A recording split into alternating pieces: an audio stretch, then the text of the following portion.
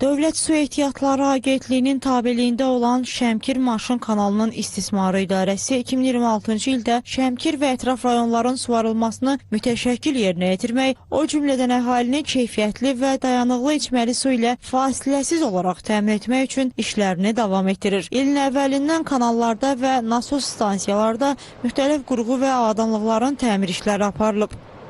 Suvarma mövsümünü birinci rübünü uğurla başa çatdırmışıq. Növbəti suvarma sezonuna tam hazırıq. Bunun üçün biz lazım tədbirlər görmüşük. Kanallarımız tam hazır vəziyyətdədir.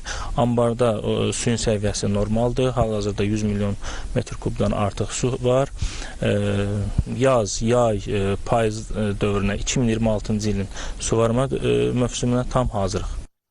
Şəmkir Maşın kanalı üzrə kanallar, nasos stansiyalar və hovuzlarda təmizlənmə işləri aparılıb. Ümumilikdə 65 min kubmetr lil və torpaq çıxarılıb. Şəmkir, Samux, Göygöl və Goranboy rayonlarının əkin sahələrinə suvarma suyu verilib.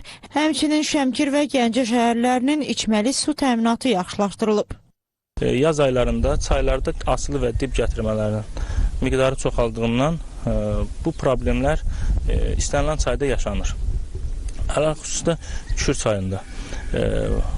Bunun üçün Şəmkir su anbarından götürülən baş su qəbul edici qurğumuzda təmizləmə işləri aparılmışdır. Bundan əlavə Şəmkir Sağ Sahil Maşın kanalı, Şəmkir Sol Sahil Maşın kanalı, Şəmkirçay magistral kanal, Şəmkirçay Sağ Sahil magistral kanallarında sahil bərkitmə işləri və sel ötürücülərin qarşısının təmizlənməsi, sel ötürücülərdən suyun rahat ötürülməsi üçün müvafiq tədbirlər görülmüşdür.